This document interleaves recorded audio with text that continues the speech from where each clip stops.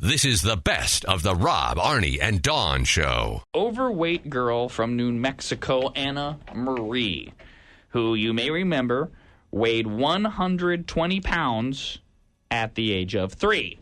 She should weigh 40. Your standard 3-year-old would weigh 40. So, give or take, a big girl would be, 65? Good Lord, did she eat 2 classmates? She's only 3. She doesn't even have classmates yet. She's only a little overweight. Yeah, just slightly. So, you'll remember that at her doctor's recommendation, the New Mexico Children, Youth, and Families Department took the girl away from her parents, saying her life was in danger because her family could not control her weight. At the time, a state social worker said the girl would die unless she followed a special diet, exercised more, and used a breathing machine when she slept. This all happened a year ago. It was last August when she was taken away, and the story was big in June and July of last year. She is now eating 900 calories a day. She is swimming 5 days a week. Ooh, that's good. And she's losing no weight. Oh, no. She's back with her parents, finally. She sees a doctor every week. No one can figure out what it is. In 1998, doctors thought that she suffered from Prader-Willi syndrome, a non-inherited genetic problem that makes people feel hungry all the time. Turns out that wasn't it. So they changed the diagnosis to leptin receptor deficiency, a hereditary problem that keeps the brain from sending signals that the body is full and to stop eating. That's not it. Those diagnoses are inaccurate. So they don't know what to do with her. You know what, though? First thing I thought of when I saw this story is because it was a great culmination of 2 discussions we had yesterday on this show.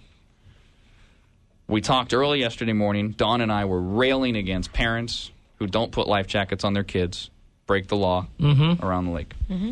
3 hours later, we were talking about restricting freedoms, making new laws, invasion of privacy if it helps people or kids, saves lives. And believe me, I was dead on guilty of this a year ago. A year ago, we were all screaming. Everyone was screaming, it seemed like. These parents are awful. How can you let this happen? Doctors say, take her away. Doctors said it. The family can't control it. So they took this child from her parents. Okay, all you parents, think about not having your own daughter for 10 months. You barely can visit her, let alone she's not coming home, you're not tucking her in. You're robbed of that whole year between 3 and 4. And now, as it stands now, and I know things could change, parents have nothing to do with this. And we went in and we took their child, because we all said that we should, and this poor girl spent 10 months under state care, under all these rigorous, medical studies and policies. And as it turns out, it's not the goddamn parents' fault, and we robbed them of that.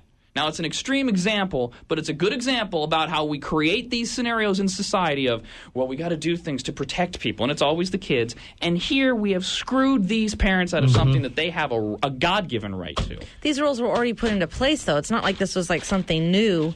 And it's horrible that they lost her for a year, but now you're going to the whole extreme. So now just forget it. So in those cases where, this could be a 1 in 10 thing, Rob, where, 9 other kids really did need to be taken away because mom's shoving Twinkies in them and the kid's going to have a heart attack. Yep, and it solidifies what I said yesterday. I am now absolutely certain of it. No more laws.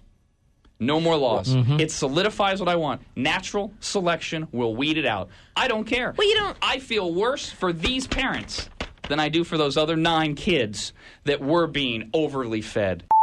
Well, I'm so tired of this. You don't need more laws. You just need to enforce the ones that are in place. Which is what we did here. And we robbed a family of their happiness. So now you want to take away the laws and rob the other 9 kids that could have a heart attack and die. Yes, I do. That is asinine to me, that you'd rather have 9 kids die and 1 stay alive. Right. And that's fine, because it's asinine to me that we are willing to take personal freedoms from other people because it might save some children. I don't care, because kids are going to die anyways, kids are going to be mistreated anyways, and we have enough laws in place. And when I hear it and see things like this, I say that's it. It's no longer worth it, because all those conversations that started, because this is not a law that's been around forever. This is one of those things we created in the 80s.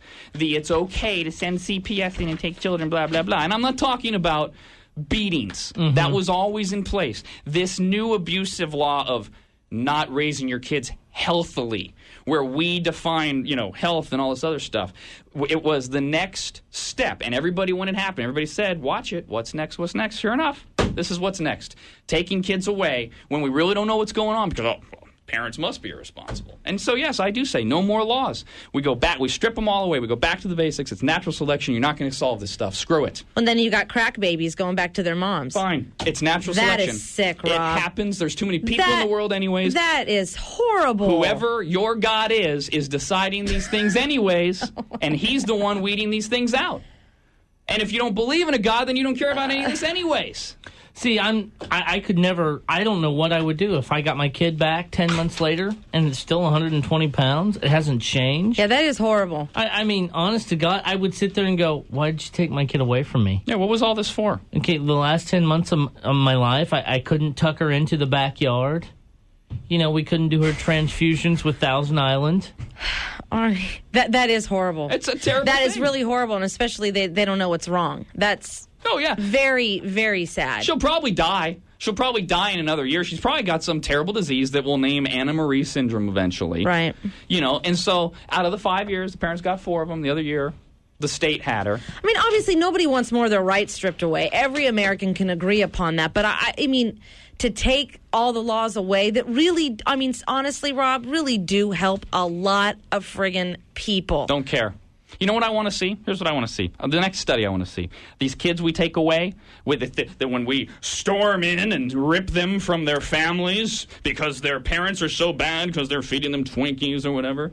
I want to see proof of what happens to those kids. Do they really grow up and become productive members of society? Do we actually do any good by taking them away? No. We don't. They become what they already is because they already had bad parents. Mm-hmm. They continue to become and grow into drug offenders, criminals, waste of society, more bad parents, and nothing we do stops that. There are some that don't. Please, like 1 in a billion, and that's what we justify. Hey, we get these people that say these things. If I can change one child. Good. You go change one child while you do this to all the other good parents. That's what you just said you're willing to do. You're willing to change this one child's life over all the others. They're doing the same. It's just the opposite. You're saying the same thing, Rob. They're willing to save one child just like you are. Right, but in the process of doing it, they are stripping away freedoms. In the process of me letting all these other babies die, I'm just saying it's natural selection. I'm not taking away their rights. What freedom should a crack mother have, Rob?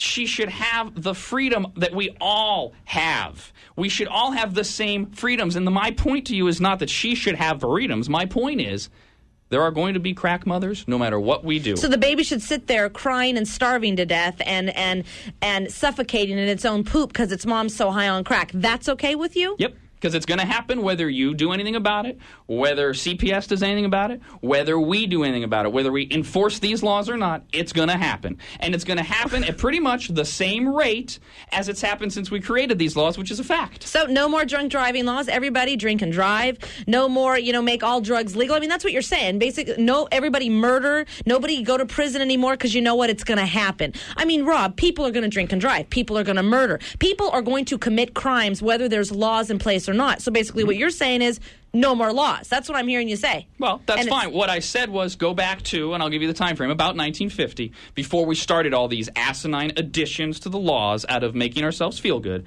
That's what we need to go back to. The basic laws. Because, in case you haven't noticed, and that study just came out last week, crime's no better or worse now than it was in the 50s. All these laws, all these new enforcements, crime's no better or worse because we're still human. It still happens. They don't make a difference. Drunk driving's down, drug use deaths up. You think there's a correlation there maybe? Possibly. Because they don't drink and drive anymore, what do? They go for harder stuff. They stay home. They get stoned. They kill themselves. They kill others. They kill their babies. You can't do anything. We cannot legislate this stuff. If you go back to the 50s, Rob, you are stripping something we fight so hard about on this show, the drinking and driving laws. You're taking all of those away, Rob. Mm-hmm. What else you're doing is you're taking all of the women that are abused. You're taking all those laws away because back then it was all right to go ahead and beat the crap out of your wife. I mean, that you're taking us back to caveman days is what you're doing. Fine. A lot of it has helped, Rob. It has tremendously helped. There are studies and proof out there that it has actually helped some of these laws that have been put into place. Mm-hmm. Wife beating down, child abuse up. Everything has a cause and effect. We all cling to these things. Again, DUIs down, drug use up. You can point at whatever you like. So you're willing to have it go back to the way that it was. You're willing to... I feel like you're contradicting yourself. You're like, okay, so now that we've put those laws in place, now you've got, wife beatings down, but child abuse up. So now you're willing just to toss him. You're giving us no solution. You're just willing to now flip-flop it to, wife beatings up, maybe child abuse down. We don't know. There's probably all kinds of child abuse back then, too, but just not reported like it was. Well, the solution's very simple. Stop putting restrictions on people and let society work it out. That's the solution because, again, there's no differences now.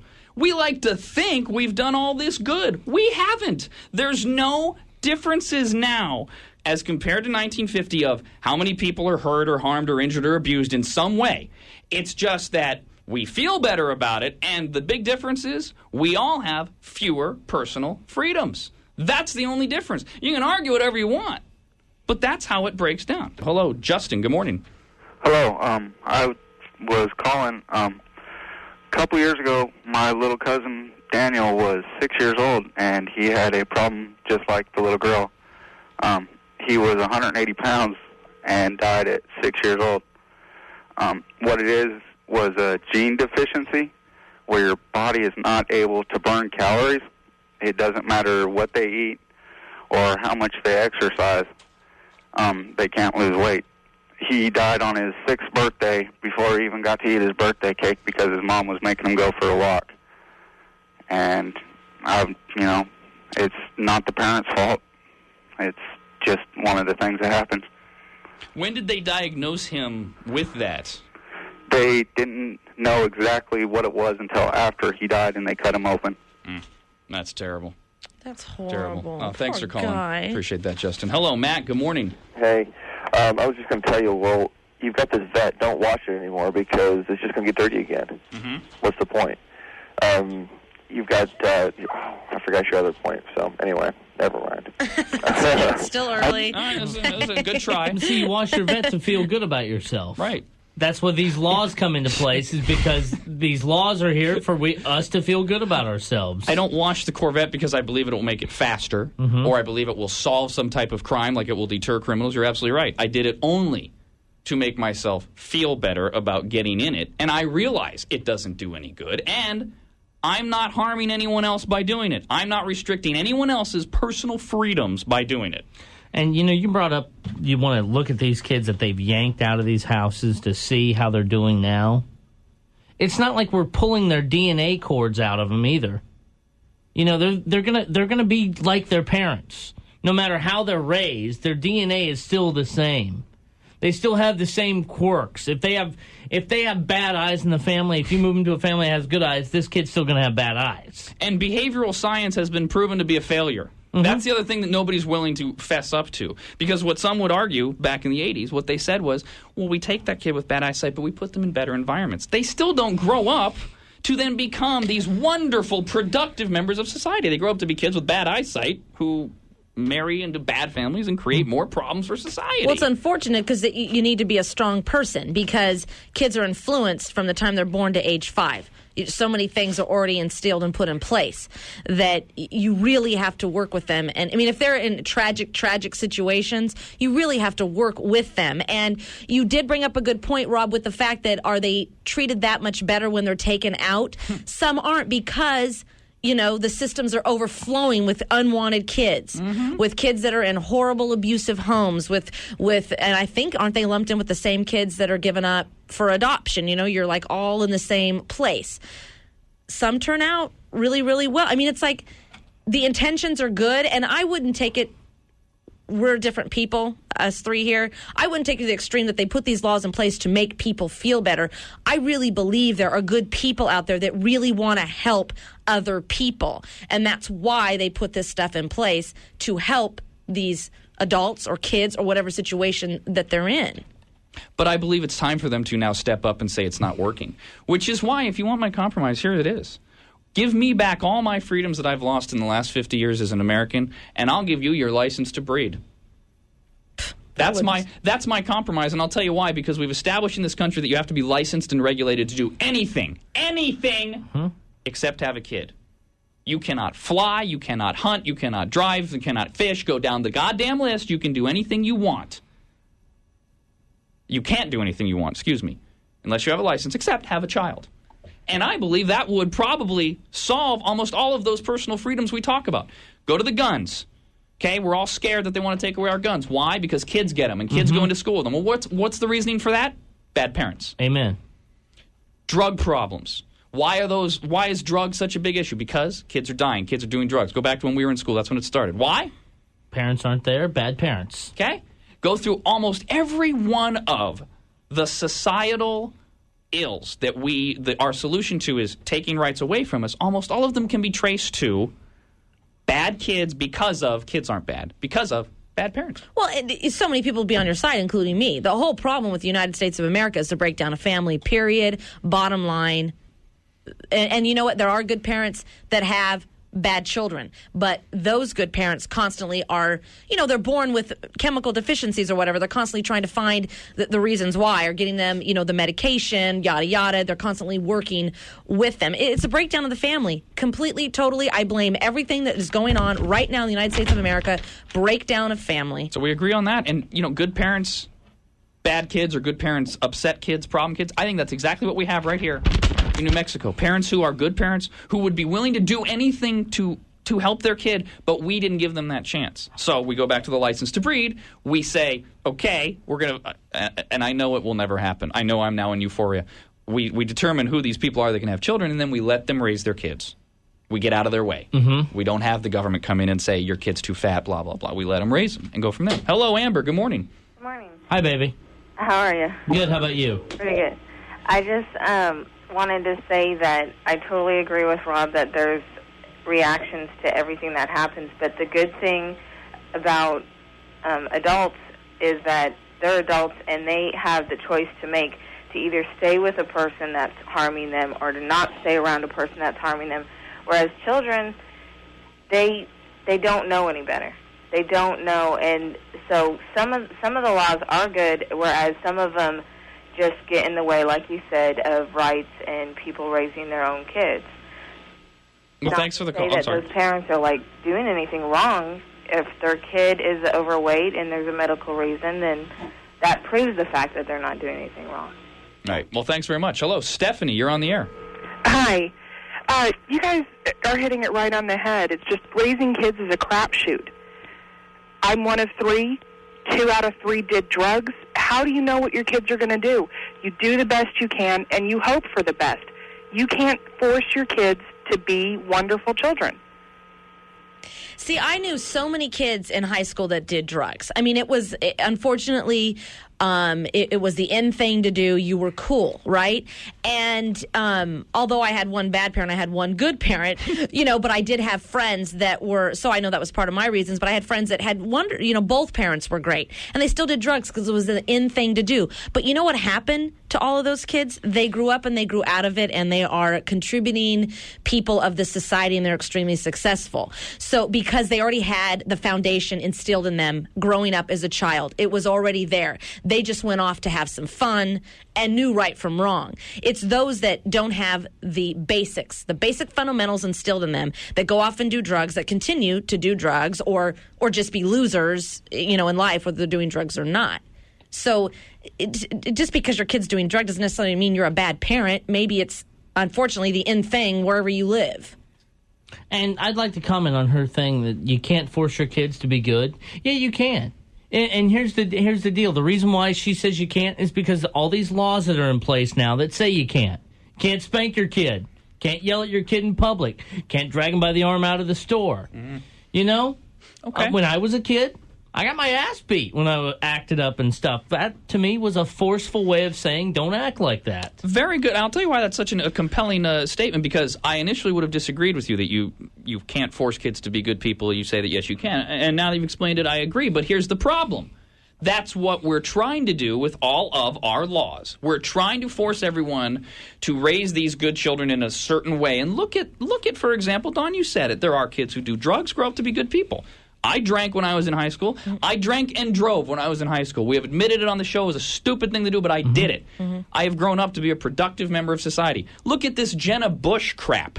Jenna Bush is a college girl who is doing what so many of us have done. She's got a fake ID. She's 19 or 20 or whatever it is. She's drinking. Oh, my God. You know what?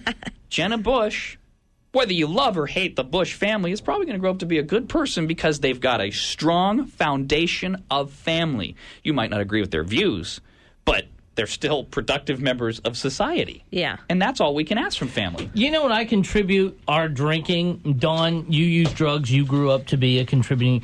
It was a freedom that was that we earned through the respect that we gave, I think, our parents after, their disciplinary actions towards us. I think that was one of those things they wanted us to explore. It was a freedom we earned. We learned all we could learn from them that they could teach us. Now it was time for us to learn on our own. And you didn't have the government jumping in, when I was getting beatings in school. And I grew up and, I'm kind of a contributing member of society. At times. I pay taxes every few years. But, I look at this now and you have these government agencies jumping in and swiping kids at the drop of a hat. And it's like, let the parents, parents are going to make mistakes. Bottom line. They're going to make mistakes raising their kids. You have to let them. Because that's the only way to learn is from mistakes. I learned from my drinking mistakes. Well, and it's funny, too, you mentioned the drinking thing. And I don't know if it's the same for you guys, but when I was drinking in high school, when I would drink, whether I drove or not, I knew what I was doing was wrong, A. I knew that if I got caught, I knew the repercussions legally. I also knew what I would get at home. And I even knew at the time that I could die. I made the choice to engage in that activity. And I think maybe one of the many differences now is, because I think there's more than just this, is a lot of these kids don't understand any of that. First of all, the kids don't believe they'll be punished because you have these parents who give them timeouts or count to 10, but then when they get to 10, count to 20 because they never punish their kids. You have the bad parents who allow their kids to be exposed to media or violence, and they don't believe in death. They think death is a video game. So the repercussions aren't there of, I could actually die from drinking and driving. So again, it goes all the way back to the breakdown of family. On Discovery, they were talking about that, doing, everybody's always doing studies. And I don't remember what group it was. Everybody's got their own studies that they do. But when you put kids that are so little, before the age of 5 or whatever, and even after, but they're so impressionable, in front of a TV like that showing them violence, it's going to be hard for them to differentiate reality from something they saw on TV. That like, this is how it is. You can, it's going to be like TV. You can pick up that gun and shoot your brother, but he's going to get up and walk away just like on TV, or just like your video games. Wow. I wouldn't have predicted this would blow up the phone lines like this. No. Angela, good morning. Good morning. How are you guys? Good, baby. How about you? Well, I'm doing really good these days. You had a couple of callers ago, a lady called and said that she's one of 3 and, that 2 of them turned out to use drugs and everything. And you mentioned that just because you take a child out of a bad situation and put them in a good one, it doesn't necessarily help. I testify to the fact that it does help. My father is, my biological father is currently in jail for multiple violations of the law, including rape and armed robbery. My mother is in jail for embezzlement and armed robbery. And I was adopted by the best people in the world. And I have 2 beautiful kids. It totally matters what kind of a situation you put a child into.